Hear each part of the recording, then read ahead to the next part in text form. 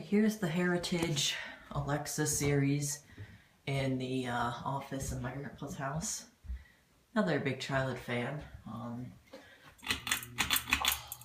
always do the wrong pull strings, excuse me.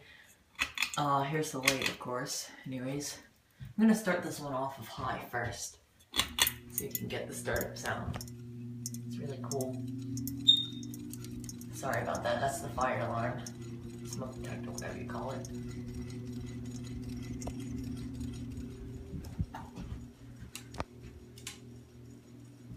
Here's medium. I would not use it for a Heritage, but this is a childhood fan, I'd rather not. But I think this one was bought at Walmart. Or at least that's what my grandpa told me, and it would not surprise me if it was. High speed one more time. There we go. I love the hum of this fan. Here it is about the light.